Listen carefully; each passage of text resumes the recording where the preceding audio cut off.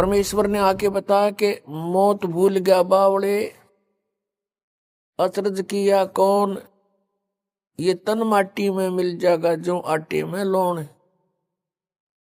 मौत को भूलकर, जाने वाले समय को भूलकर हम यहाँ सब बकवादें करते हैं।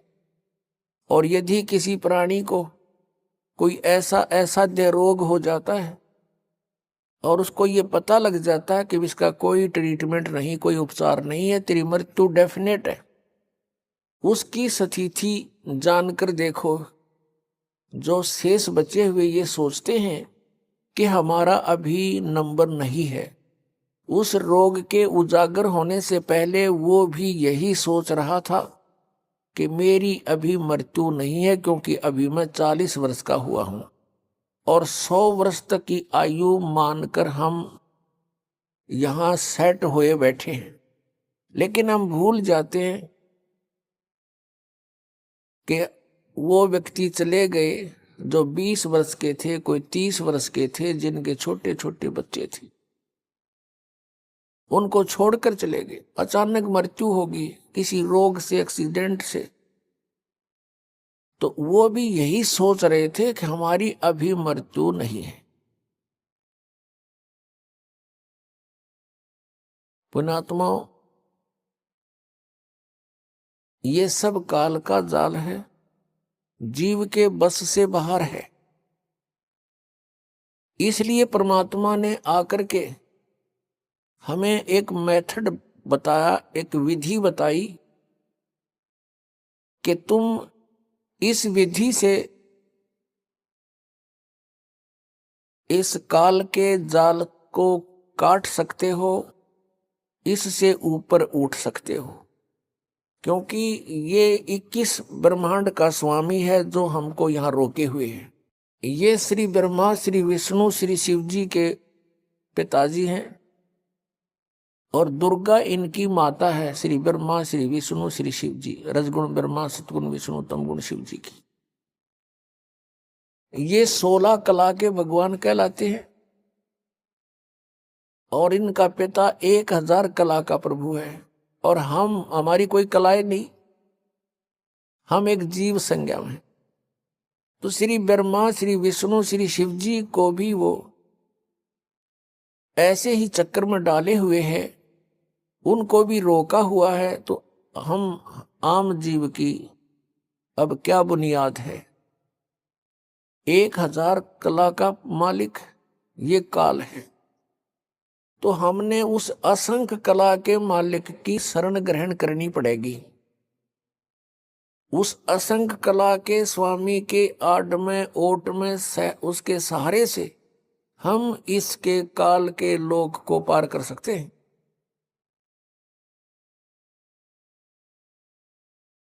उस परमेश्वर ने हमें इस काल पर विजय पाने के लिए एक विधि बताई है कि पूर्ण संत से वो 3 मंत्र, यानी एक ओम तत्सत, और प्रथम जो आपको दिए जाते हैं वो 7 मंत्र, इन सभी का सहयोग हमने लेना होगा इस काल के जाल से निकलने के लिए। इनके अतिरिक्त हम कोई भी साधना करते हैं, किसी भी मंत्र का जाप करते हैं, वो यूजलेस है। श्रीमद् भगवत गीता अध्याय नंबर 16 के श्लोक नंबर 23 में कहा कि अर्जुन, शास्त्र विधि को त्याग कर जो मनमाना आचरण करते हैं, यानी मनमानी पूजाएं करते हैं, उनको न तो सुख होता है, न उनकी कोई गति होती है और न ही कोई सिद्धि को प्राप्त होते, अर्थात व्यर्थ। फिर श्लोक 24 में तुरंत कहा कि इससे तेरे लिए अर्जुन शास्त्र ही प्रमाण है। कर्तव्य और अकर्तव्य की व्यवस्था में शास्त्र ही प्रमाण है, अर्थात जो सदग्रंथों में लिखा है उसी तरह कीजिए, किसी के लोक वेद पर आधारित मत होइए। श्रीमद् भगवत गीता अध्याय नंबर 2 के और श्लोक नंबर 53 में कहा कि अर्जुन, कि जिस समय तेरी बुद्धि नाना प्रकार के भ्रमित करने वाले वचनों से हटकर एक परमेश्वर के तत्व ज्ञान पर आधारित हो जाएगी, तब तो तू योग को प्राप्त होगा, अर्थात तब तेरी भक्ति प्रारंभ होगी। अन्यथा तुझे कोई भ्रमित कर देगा, रास्ते से डगमग कर देगा, तो तू सफल नहीं हो सकता। श्रीमद् भगवत गीता में 3 परमात्माओं की महिमा है, क्षर पुरुष, अक्षर पुरुष और परम अक्षर पुरुष, और तीनों गुणों की पूजा का निषेध बताया है। 7वें अध्याय के 12 से लेकर 15 श्लोक में श्रीमद् भगवत गीता में कहा कि तीनों गुण, रजगुण ब्रह्मा, सतगुण विष्णु, तमगुण शिव जी की पूजा,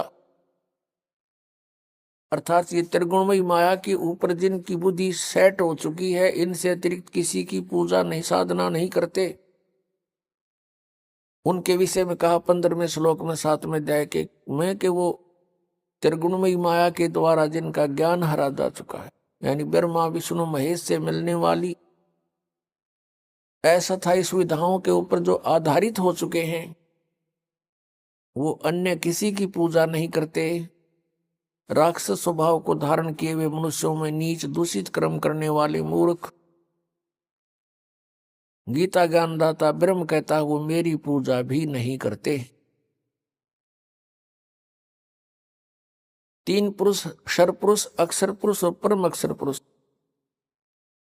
इन तीनों की साधना करने से हम पूर्ण मोक्ष प्राप्त होंगे, जन्म मृत्यु के रोग से छूट सकेंगे। उसके लिए साधन क्या है, कौन सा तरीका है?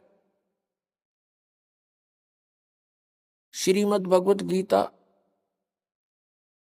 अध्याय नंबर 8 के श्लोक नंबर 13 में गीता ज्ञानदाता कहता है, ओम इति एकाक्षरम ब्रह्म व्यवहारन माम अनुसमरन यह प्रयाति तजंदेहम स याति परमाम गतिम। मुझ ब्रह्म का केवल एक ओम मंत्र है, नथिंग एल्स, एक ओम अक्षर है मुझ ब्रह्म का, उच्चारण करके सिमरण करता हुआ यह प्रयाति तजंदेहम, जो शरीर छोड़कर जाता है, अर्थात अंतिम श्वास तक ओम का जो जाप करता हुआ जाता है, स याति परमाम गतिम, वह परम गति को प्राप्त होता है। कौन सी परम गति को? जो ओम से होने वाली है। ओम के जाप से, ये ब्रह्म का जाप है, सरपुरुष का जाप है, इससे क्या प्राप्ति होगी, क्या उपलब्धि होगी? कि ब्रह्मलोक प्राप्ति होगी। गीता जी अध्याय नंबर 8 के श्लोक नंबर 16 में कहा कि ब्रह्मलोक पर्यंत भी सभी पुनरावर्ती के अंदर हैं, वहां गए हुए प्राणी भी जन्म मृत्यु में आते हैं। ये पूर्ण मोक्ष नहीं है, और जब तक पूर्ण मोक्ष नहीं होगा तब तक जीव को परम शांति नहीं हो सकती। जैसे गीता अध्याय नंबर 8 के श्लोक नंबर 16 में इन अनुवादकर्ताओं ने यहां गड़बड़ी कर रखी है। इसमें लिखा है कि ब्रह्मलोक पर्यंत सभी पुनरावृत्ति में है अर्जुन, अर्थात ब्रह्मलोक में जाकर भी वापस आते हैं। इन्होंने अनुवाद किया कि मुझे प्राप्त प्राणी का फिर जन्म नहीं होता, यह अनुवाद गलत कर दिया। उसका अर्थ ये है, जो ये नहीं जानते कि मुझे प्राप्त होकर भी पुनर्जन्म है अर्जुन, उनका फिर भी पुनर्जन्म है। जो ये नहीं जानते वो प्राणी मुझे प्राप्त होकर भी बार बार जन्म मृत्यु को प्राप्त होते हैं। यदि उनके अनुवाद को यहाँ सच्चा माने कि गीता ज्ञानदाता ये कहता है कि मुझे प्राप्त प्राणी का पुनर्जन्म नहीं होता, तो गीता अध्याय नंबर 4 के श्लोक नंबर 5 और 9 में, गीता अध्याय नंबर 2 के श्लोक नंबर 12 में, गीता अध्याय नंबर 10 श्लोक नंबर 2 में गीता ज्ञानदाता कहता है, अर्जुन तेरे और मेरे बहुत जन्म हो चुके हैं, तू नहीं जानता, मैं जानता हूं। मेरे जन्म और कर्म अलौकिक है। तू और मैं और ये सभी सैनिक राजा जन पहले भी थे, आगे भी जन्म होगा, ये ना सोच कि हम वर्तमान में ही हैं। इससे सिद्ध हो गया कि गीता ज्ञानदाता जो ब्रह्म है, सरपुरुष है, इसके भी जन्म मृत्यु होती है, ये अविनाशी नहीं है। फिर गीता जी अध्याय नंबर 8 के श्लोक नंबर 16 में ये अनुवाद करना कि मुझे प्राप्त होकर फिर जन्म मृत्यु नहीं होती, ये अनर्थ किया इन्होंने।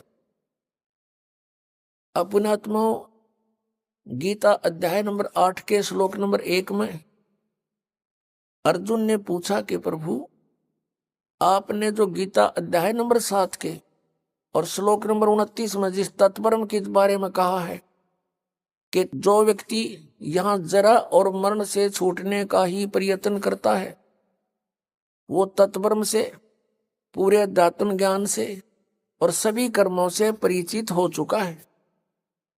वो फिर यहां से जरा यानी बुढ़ापा, मरण माने मृत्यु, क्योंकि सबसे बड़ा कहर इस प्राणी पर वृद्ध अवस्था होता है, और उसके बाद फिर मृत्यु, इससे भी बूढ़ा। तो पुण्यात्मा परमात्मा यहां वो गीता ज्ञानदाता से अर्जुन ने प्रश्न किया कि फिर वो तत्परम क्या है जिसको जानकर फिर प्राणी केवल जरा और मरण से छूटने का ही प्रयत्न करता है। उसके विषय में 8वें अध्याय के 3 श्लोक में उत्तर दिया कि वो परम अक्षर ब्रह्म है। श्रीमद् भगवद गीता अध्याय नंबर 15 के श्लोक नंबर 1 से लेकर 4 तक बता के उल्टा लटका हुआ संसार रूपी वृक्ष है। इसके ऊपर को जो जड़ है वो तो मूल मालिक है, वो पूर्ण परमात्मा है, वो परम अक्षर ब्रह्म है, और नीचे को तीनों गुण रूपी शाखा है। अब गीता ज्ञानदाता ने केवल इतना संकेत कर दिया कि ऊपर को जड़ है और नीचे को तीनों गुण रूपी शाखा है, बीच का कोई पोर्शन उसने नहीं बताया। फिर गीता जी अध्याय नंबर 4 के श्लोक नंबर 34 में कहा है कि वो तत्व ज्ञान है। कौन सा तत्व ज्ञान? जो गीता जी अध्याय नंबर 4 के श्लोक नंबर 32 में गीता ज्ञानदाता कह रहा है कि पूर्ण परमात्मा ने, परम अक्षर ब्रह्म ने, ब्रह्मणे मुखे, यहां भी गीता अनुवादकर्ताओं ने अनर्थ किया है। ब्रह्मणे मुखे का अर्थ वेद की वाणी लिख दिया, नहीं, ये सच्चिदानंद घन ब्रह्म की वाणी में, यानी जिसको परमात्मा ने स्वयं आकर अपने मुखारविंद से बोला है, अपने मुख कमल से बोला, उस ज्ञान में धार्मिक अनुष्ठानों की, यज्ञों की जानकारी विस्तार से कही गई है, वो तत्व ज्ञान है। चौथे अध्याय के 34वें श्लोक में कहा कि उस तत्व ज्ञान को जो परमेश्वर ने स्वयं आकर बोला हुआ है, उसकी वाणी में लिपिबद्ध होता है, उस ज्ञान को तू तत्वदर्शी संतों के पास जाकर समझ। उनको दंडवत प्रणाम करने से, कपट छोड़कर नम्रता पूर्वक प्रश्न करने से वो तत्वदर्शी संत तुझे परमात्मा तत्व का ज्ञान कराएंगे। यानी गीता ज्ञानदाता यहाँ अपनी असमर्थता व्यक्त कर रहा है कि मैं उस तत्व ज्ञान से परिचित नहीं हूं। फिर 15वें अध्याय के गीता जी के एक श्लोक में उसका उत्तर दिया है कि वो तत्वदर्शी संत है कौन? ऊपर को जड़ वाला, ऊर्ध्व मूलम अधः शाखम, ऊपर को जड़ और नीचे को तीनों गुण रूपी शाखा वाला, ये उल्टा लटका हुआ संसार रूपी वृक्ष समझो, जिसकी जड़ तो ऊपर ने है और नीचे को तीनों गुण रूपी शाखा है। अब गीता ज्ञानदाता ने इतना संकेत दिया है और बताया कि जो इस उल्टे लटके हुए संसार रूपी वृक्ष के सभी छंद, सभी विभाग बता देगा पत्तों सहित, सवेदवित, वो तत्वदर्शी संत है, वो वेद के तात्पर्य को जानने वाला है। तो परमेश्वर कबीर देव जी वो सच्चिदानंद घन ब्रह्म है, जिन्होंने 600 वर्ष पहले अपनी अमृतवाणी कबीर वाणी में अपने मुखारविंद से, मुख कमल से वो तत्व ज्ञान बोला। उसमें क्या बोला था कि अक्षर पुरुष एक पेड़ है, निरंजन वा की डार और तीनों देवा शाखा है ये पात रूप संसार। दूसरे शब्दों में अक्षर पुरुष एक पेड़ है, सरपुरुष वा की डार और तीनों देवा, रजगुण ब्रह्मा, सदगुण विष्णु, तम गुण शिव जी, तीनों देवा शाखा है और पात रूप संसार। तो परमात्मा ने आकर यू ज्ञान बोला, ये सच्चिदानंद घन ब्रह्म की वाणी कबीर वाणी। इसी का रेफरेंस ऋग्वेद मंडल नंबर 9 और सूक्त नंबर 96 के मंत्र 16 से लेकर और 20 तक है कि हे परमात्मा आपका वास्तविक नाम क्या है। 16वें मंत्र में प्रश्न है, उत्तर दिया 17वें मंत्र में कि वो कबीर साहब कबीर परमेश्वर है और कबीर वाणी के द्वारा वो अपने ज्ञान को लोकोक्तियों के माध्यम से उच्चारण करके बोलता है, जिस कारण से वो एक प्रसिद्ध कवि भी कहलाता है, लेकिन वो होता है परमात्मा। और फिर 18वें मंत्र में कहा कि वो तीसरे मुक्ति धाम में रहता है, सतलोक में रहता है, वहां से गति करके आता है। गीता जी अध्याय नंबर 15 के श्लोक नंबर 4 में कहा है कि जब तत्वदर्शी संत आपको मिल जावे, उसके पश्चात परमेश्वर के उस परम पद की खोज करनी चाहिए, जहां जाने के बाद साधक फिर कभी लौटकर संसार में नहीं आता। और जिस परमेश्वर ने सारे ब्रह्मांडों की यानी संसार रूपी वृक्ष की रचना की है, और मैं भी उसी की शरण में हूं, केवल उसी की भक्ति करनी चाहिए। अनन्य मंत्र। श्रीमद् भगवत गीता अध्याय नंबर 18 के श्लोक नंबर 62 में कहा कि अर्जुन, तू सर्व भाव से उस परमेश्वर की शरण में जा, उसकी कृपा से तू परम शांति को और सनातन परम धाम को प्राप्त होगा, शाश्वतम स्थानम। अब इससे सिद्ध हो गया कि गीता ज्ञान दाता श्री कृष्ण जी में प्रवेश करके ब्रह्म बोल रहा है, और ये भी नाशवान। इसका मंत्र जो ओम नाम है, इस केवल इसकी साधना करने से जो प्राप्ति होगी वो भी यूजलेस, क्योंकि ये सरपुरुष है, नाशवान है। अध्याय नंबर 15 के श्लोक नंबर 16 और 17 में 3 प्रभु बताए, सरपुरुष, अक्षर पुरुष और परम अक्षर पुरुष। परम अक्षर ब्रह्म जो 8वें अध्याय के मंत्र 1 का उत्तर 8वें अध्याय के 3रे श्लोक में दिया गीता ज्ञानदाता ने कि वो परम अक्षर ब्रह्म है। तो गीता जी अध्याय नंबर 15 के श्लोक नंबर 16 में 2 पुरुष, सरपुरुष और अक्षर पुरुष की जानकारी है। सरपुरुष है ये ब्रह्म है, ज्योति निरंजन काल है, 21 ब्रह्मांड का स्वामी है, इसका ओम नाम है। फिर अक्षर पुरुष ये 7 संख ब्रह्मांड का स्वामी है,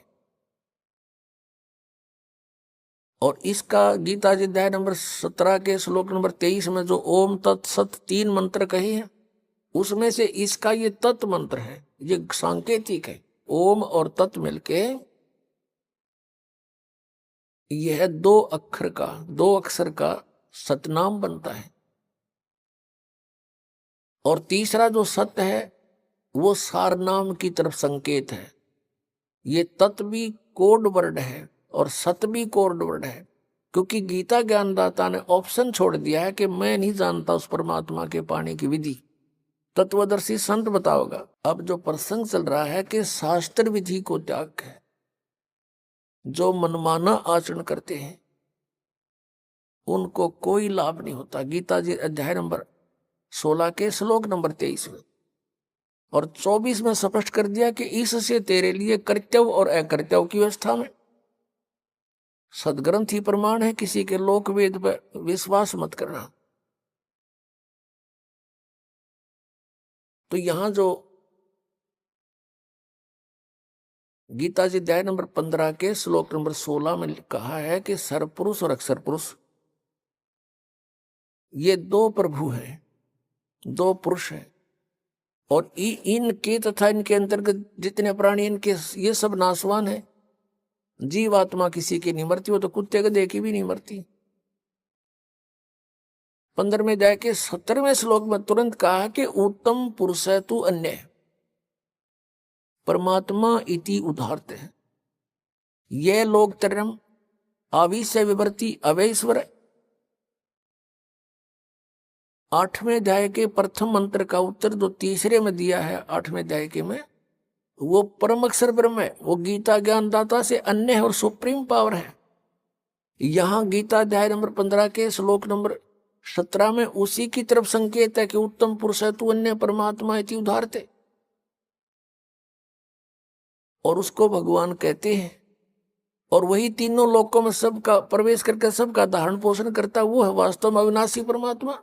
तो यहां जैसे संसार रूपी वृक्ष के जड़ से मूल से पूरे पेड़ को आहार प्राप्त होता है, तो सबका धारण पोषण करने वाला कौन हुआ? जड़ हुआ, मूल हुआ। और वो मूल कौन है? वो परम अक्षर ब्रह्म है, वो परम देव पुरुष है। तो वो सबका तीनों लोकों में प्रवेश करके सबका धारण पोषण करता है वो परमात्मा। कौन? परम अक्षर ब्रह्म।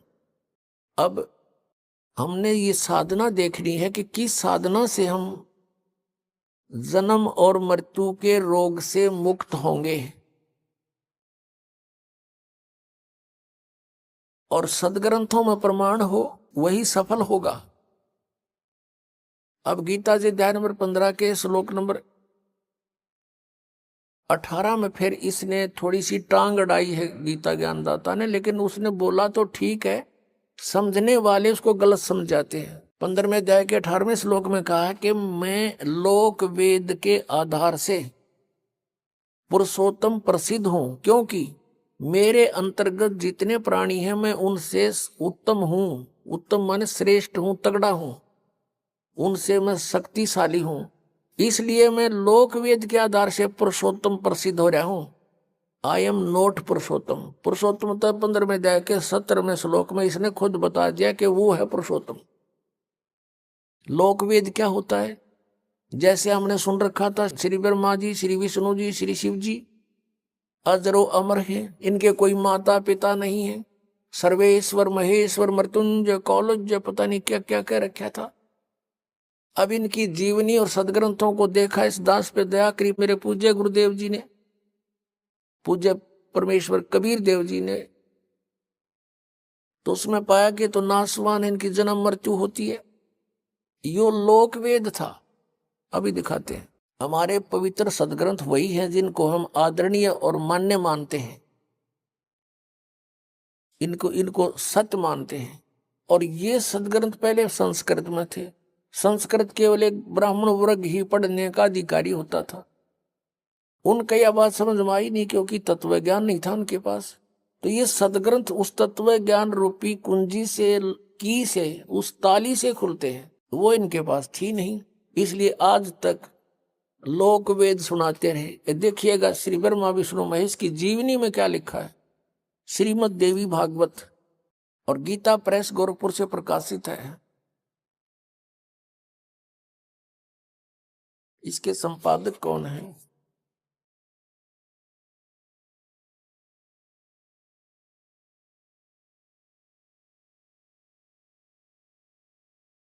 हनुमान प्रसाद पोदार चिमन लाल गोस्वामी। ये कहां से छपी है? फिर देख लिए क्लियर। प्रकाशक एवं मुद्रक हैं गीता प्रेस गोरखपुर, गोविंद भवन कार्यालय कोलकाता का संस्थान। ये इनके फैक्स और फोन नंबर है। इसके 123 नंबर पर ही सब कंसेप्ट क्लियर हो जाता है।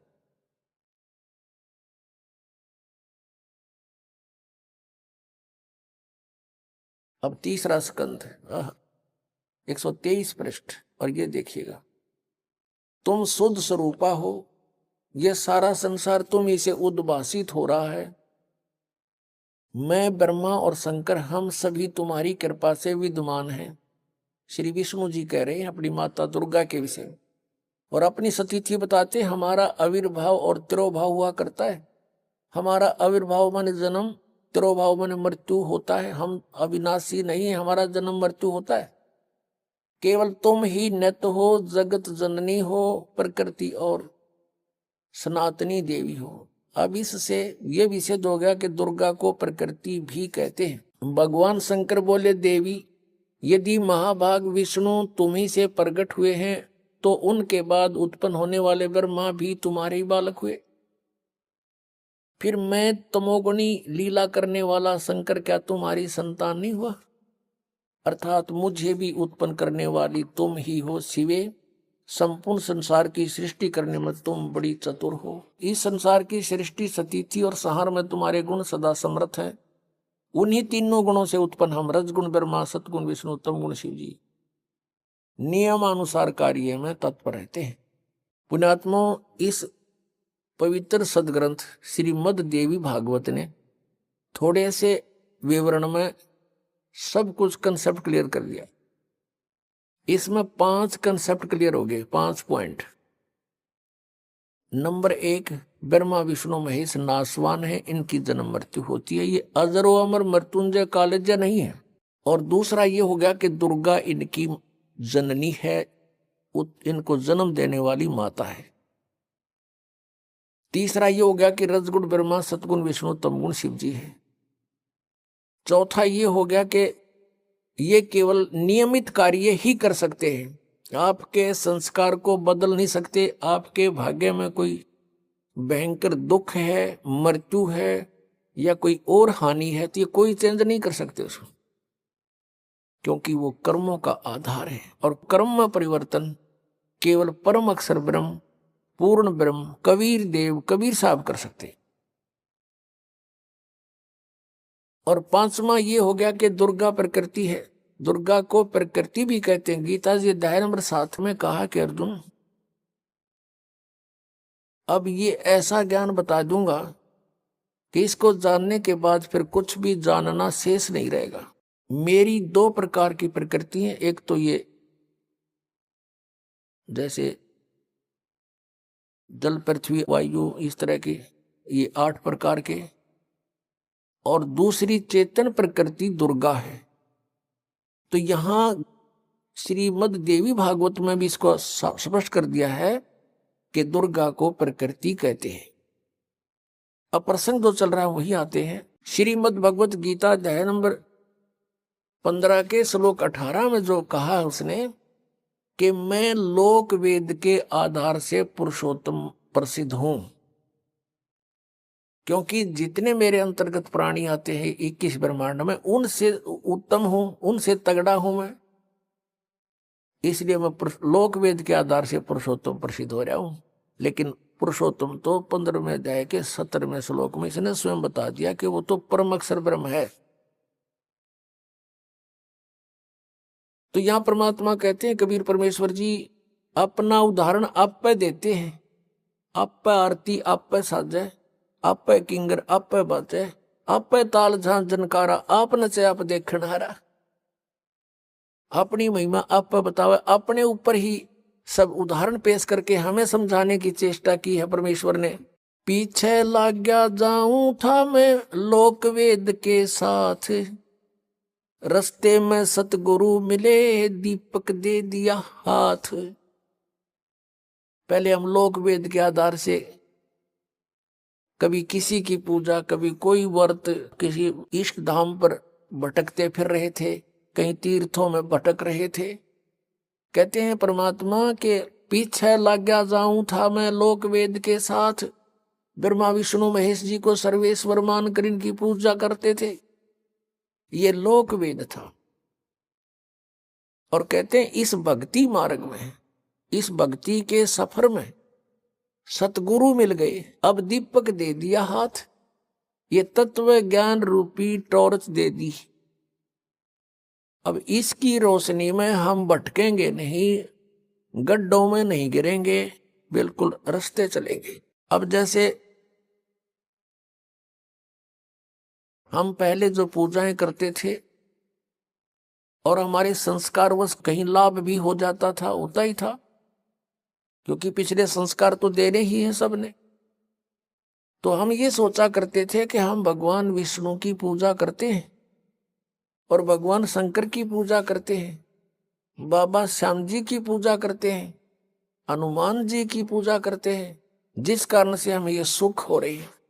अब पता चला कि ये कुछ भी नहीं कर सकते, ये अपने भी प्रारब्ध को, अपने भी पाप कर्मों का नाश नहीं कर सके, वो भोगना ही पड़ा। जैसे भगवान श्री कृष्ण जी विष्णु जी के अवतार थे, भगवान श्री रामचंद्र जी विष्णु की आत्मा थी, और श्री कृष्ण जी भी। नारद जी ने श्राप दे दिया था विष्णु जी को, क्योंकि वो विवाह कराना चाहता था और उसने भगवान विष्णु जी से हरि रूप मांगा था। विष्णु जी ने उसका बंदर का मुंह लगा दिया था, जिससे वो अक्षुब्ध हो गया और विष्णु जी को श्राप दे दिया था कि एक जीवन तू अपनी पत्नी के वियोग में बितावेगा। और ऐसा ही हुआ।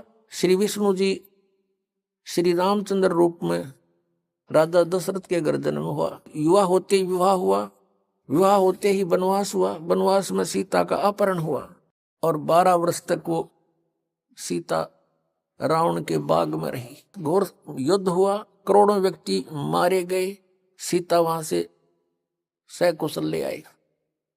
फिर कुछ ही वर्षों के बाद किसी धोबी के व्यंग से, टोंट कसने से सीता जी को घर से निकाल दिया। आजीवन उनका मेल नहीं हुआ।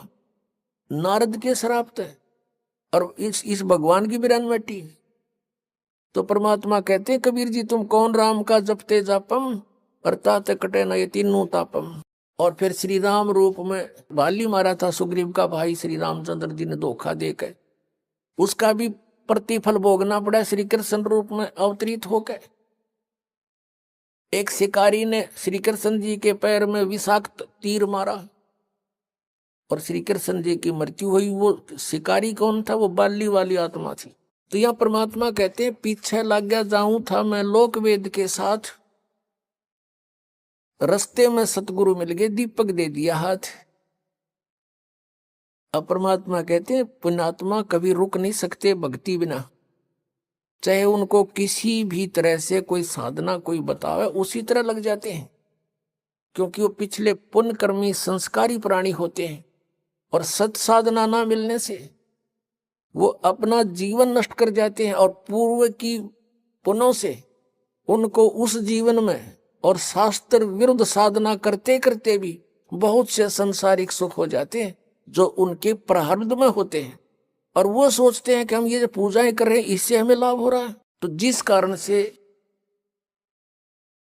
वो अपना जीवन नष्ट कर जाते हैं। अंत में उन पर बहुत भारी आपदाएं आनी शुरू हो जाती, क्योंकि पूर्व जन्म के पुण्य थे वो तो समाप्त हुए, आगे चारित्र ठीक नहीं था, यानी साधना शास्त्र अनुकूल नहीं थी, शास्त्र विरुद्ध थी, उससे कोई लाभ होना ही नहीं था। अब क्या बताते हैं परमात्मा कि जो पुण्य आत्मा होती हैं वो अवश्य जाती है जहां भी कोई समागम होता है, कोई जैसे मेले होते हैं, समागम होते हैं किसी तीर्थ पर या कहीं और मंदिर स्थान पर किसी की यादगार पर, तो ये प्राणी अवश्य जाते हैं। बस की बात नहीं, इनको भगवान की पिछली कसक है, क्योंकि वो पीछे कसक भी स्वयं लगा कर जाते हैं। परमात्मा 600 वर्ष पहले आए थे, 64 लाख शेष बनाए, उनमें ज्ञान से प्रेरणा दी, साथ में भक्ति से चार्ज कर गए। वो 5 नाम देकर गए थे, ये निरंकार ओंकार ये नहीं है वो मंत्र 5, वो अलग नाम है। जो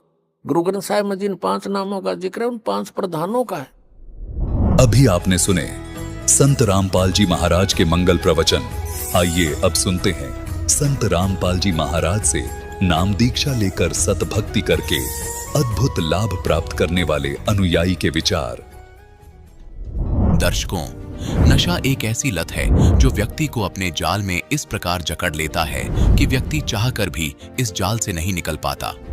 इसी जाल में फंसे थे हरियाणा के अंबाला जिले के रहने वाले ऋषिपाल जी, जो सभी प्रकार का नशा करते थे। नशे की वजह से इनके घर में गृह क्लेश की समस्या बनी हुई थी। दर्शकों, आपको यह जानकर हैरानी होगी कि ऋषिपाल जी की माताजी संत रामपाल जी महाराज से जुड़ी हुई थीं और ऋषिपाल जी अपनी माताजी का विरोध किया करते थे। वे कई बार संत रामपाल जी महाराज के प्रति अपशब्द भी बोल दिया करते थे। लेकिन आज यह बात अपने आप में ही आश्चर्यजनक है कि ज्ञान गंगा पुस्तक के कुछ पन्ने पढ़ने मात्र से ही ऋषिपाल जी का नशा पूर्ण रूप से छूट गया और ये संत रामपाल जी महाराज की शरण में आ गए। दर्शकों, यह जानना रोचक है कि जो व्यक्ति कभी संत रामपाल जी महाराज के विषय में अपशब्द बोलता था, वह आज उनके विचारों को अपनाकर भक्ति मार्ग पर चल पड़ा।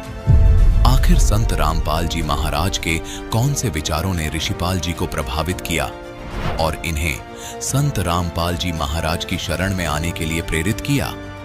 आइए सुनते हैं ऋषिपाल जी की कहानी उन्हीं की जुबानी। नमस्कार सर। नमस्कार जी। सर, क्या नाम है आपका? ऋषिपाल। ऋषिपाल जी, आप कहाँ से हैं? मेरा गांव जोली है जी, डिस्ट्रिक्ट अम्बाड़ा हरियाणा से। संत रामपाल जी महाराज से नाम दीक्षा आपने कब ली? 25 मार्च 2017 को।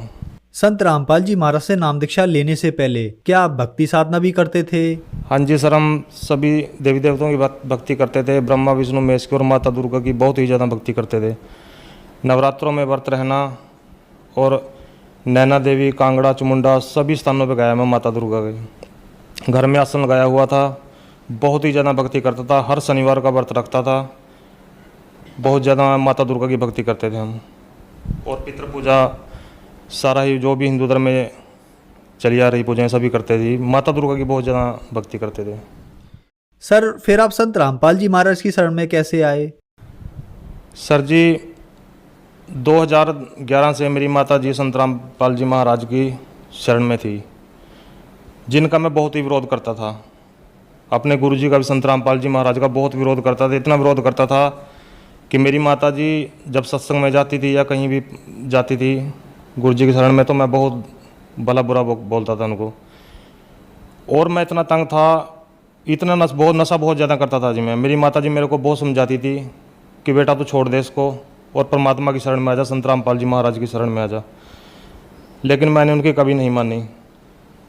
मैं उनको गालियाँ भी देता था, पर वो मेरे को यही बात कहती है कि तेरे को बेटे पता नहीं, जब तेरे को पता लगेगा तो बहुत रोएगा। सर जी मैं इतना नशा करता था, कोई भी नशा ऐसा नहीं होगा जो मैं किया नहीं करता था। बीड़ी से लेकर के बीड़ी, तंबाकू, गुटखा, शराब, बुक्की, सुल्फा, गांजा, शराब, सब चीज़ का नशा करता था मैं। गोली, कैप्सूल, सूखा नशा भी मैं इतना करता था सर जी। एक नशा करके मेरे को रात को नींद नहीं आती थी। मैं 3-3 नशों की डोज लेता था। पहले शराब पीता था, उसके बाद गांजा पीता था, फिर भी अगर कोई कमी रहती थी फिर गोली, कैप्सूल खाता था। हमारे घर में सर जी था ऐसा, मैं ऐसी बात नहीं मेरे को नशे का शौक़ था सर जी, मजबूरन नशा करता था मैं। मेरे पिताजी इसी नशे से ग्रस्त होकर वो भी चले गए, वो मर गए जी। वो भी बहुत नशा करते थे, क्योंकि हमारे घर में सर जी प्रेत बाधा थी। प्रेत बाधा ऐसी थी सर जी, जब मैं थोड़ा सोदी में होता था तो मैं अपने बच्चों की तरफ देख के रोया करता था। छोटे छोटे मेरे बच्चे थे सर जी, मेरे पास 2 लड़कियाँ हैं, 1 लड़का है। तो मैं रोया करता था। मैं सोचता था कि अब इनका क्या बनेगा, तू तो मर जाएगा, तेरा पिताजी मर गए नशे से और तू भी मरेगा, अब तो इनका क्या होगा बच्चों का। पर सर जी मजबूर इतना हो जाता था मैं, नशे बिना मेरे पास रहा ही नहीं जाता था कहीं भी। छोटे से मैं बीड़ी तो सर जी मैं 10-12 साल का बीड़ी पीने लग गया था। इतना नशे को मेरे को नशा किया करता था, बहुत ही नशा किया करता था जी मैं। मेरे गांव वाले भी वो लड़ाई करता था अगर मैं नशा करके जब मैं आता था जी, पड़ोसी भी देखते थे कि हाँ आ गया, अब लड़ाई होगी इनके घर में। हर रोज़ लड़ाई हुआ करती थी। हमारा घर वो कहते हैं जैसे भूत बंगला हमारा घर था जी।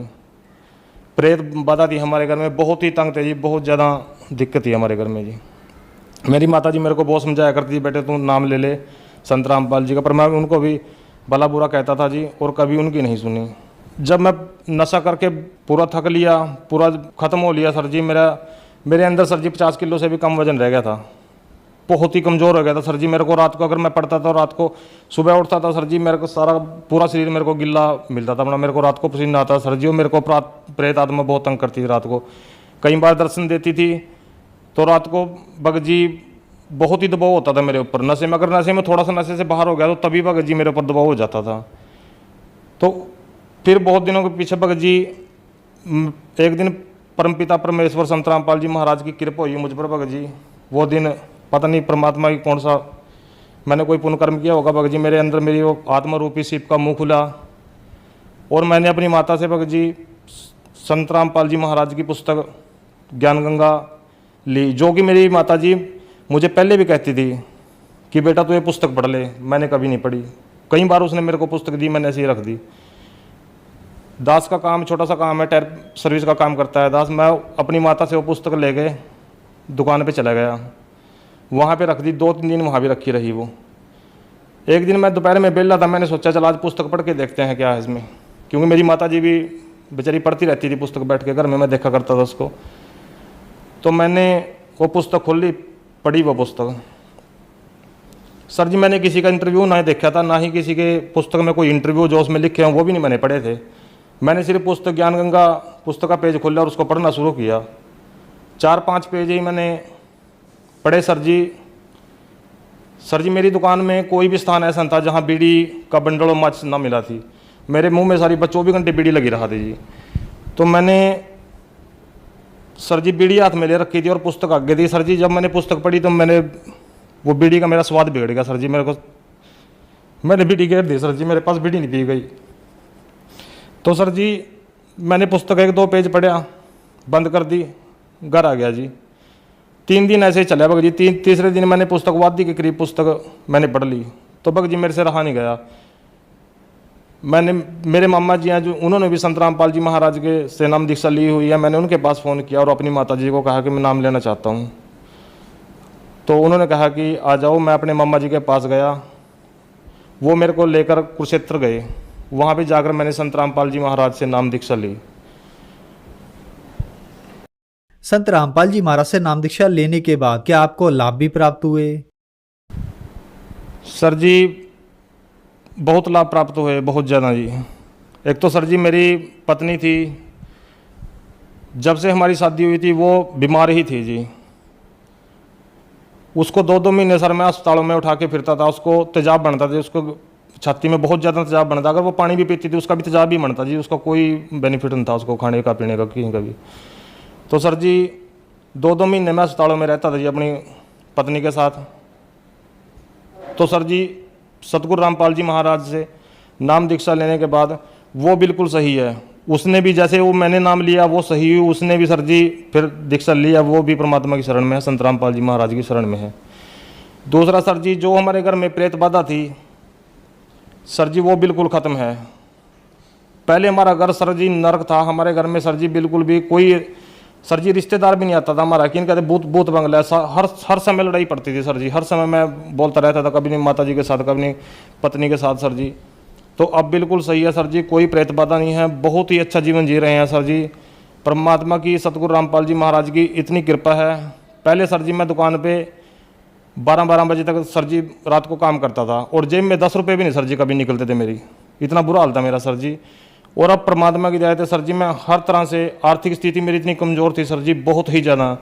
10-10 रुपये सर जी मैं से तंग रहता था। अपनी जैसे दवाई चलती थी पत्नी की मेरी तो बग जी बहुत दिक्कत आती थी। अब बग जी परमात्मा ना ही मेरे घर में कोई बीमारी है, मैं बहुत ही बढ़िया जीवन जी रहा हूँ सर जी।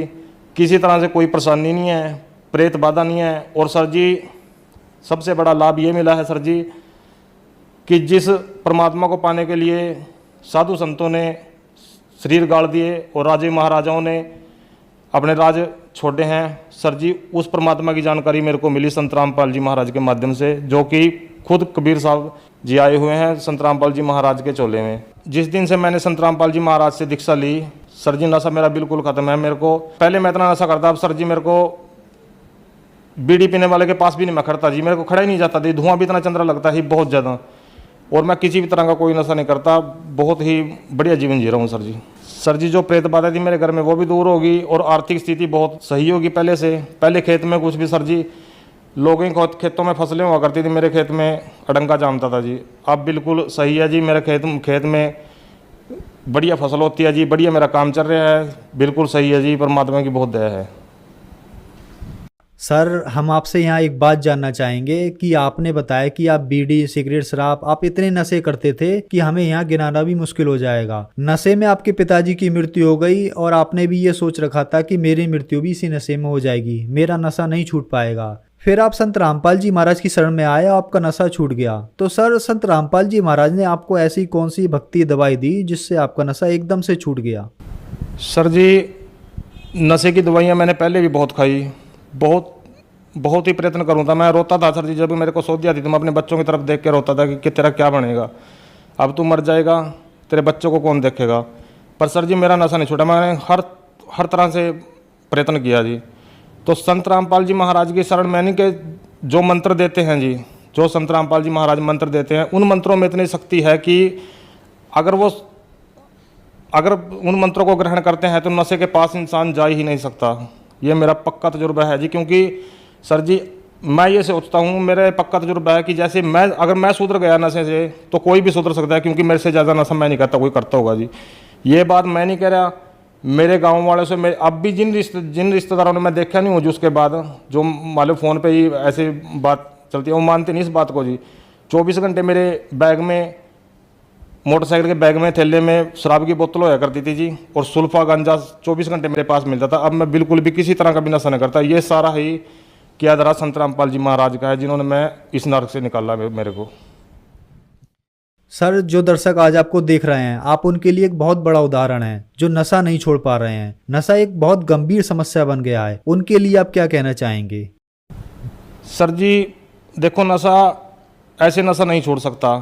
सरकार भी नशा छुड़ाने के लिए इतना प्रयत्न करती है, इतना पैसा खर्च करती है, पर नशा नहीं छोड़ सकता। क्योंकि जब तक ये अंदर काल रूपी मन बैठा है, जब तक ये नहीं हटेगा अंदर से, ये मन ही नहीं करेगा नशे के लिए, नशा नहीं छोड़ सकता। और ये मन नहीं तब करेगा जब संत रामपाल जी महाराज की शरण में आएंगे, क्योंकि यही वो सुप्रीम पावर हैं, यही वो परमात्मा हैं जो नशे से इंसान को निकाल सकते हैं। नहीं तो नशे से, मेरे पिताजी सर्विस में थे, पढ़े लिखे थे, मैं तो इतना पढ़ा लिखा नहीं हूँ, मेरे पिताजी पढ़े लिखे भी थे, सर्विस में भी थे, हम उनके बच्चे थे, वो भी रोते थे हमको देख के जी कि मैं मर जाऊँगा, मेरे बच्चों का क्या होगा। पर सर जी वो मर ही गए, नशा नहीं उनके पास छूटा जी। डॉक्टरों ने भी जोर लगा लिया, उनको करते करते उनको टीबी की बीमारी हो गई थी सर जी। डॉक्टरों ने इतना जोर लगाया कि बीड़ी छोड़ दो सर जी, वो बीड़ी भी नहीं छोड़ सकते, शराब तो कहाँ छोड़ देंगे, बीड़ी भी नहीं वो छोड़ सके सर जी, वो मर के निकले। तो संत रामपाल जी महाराज ही इस नशे से छुटकारा दिला सकते हैं, नहीं संसार में कोई ऐसी दूसरी पावर नहीं है जो इस नशे से बाहर निकाल सकती है इंसान को। सर, संत रामपाल जी महाराज से नाम दीक्षा कैसे ली जा सकती है? आज कई चैनलों पे संत रामपाल जी महाराज के सत्संग आता है, उसके नीचे पीली पट्टी चलती है, उस पर नंबर है, उनसे कांटेक्ट करके संत रामपाल जी महाराज से नाम दीक्षा ले सकते हैं। धन्यवाद सर। सत साहिब जी।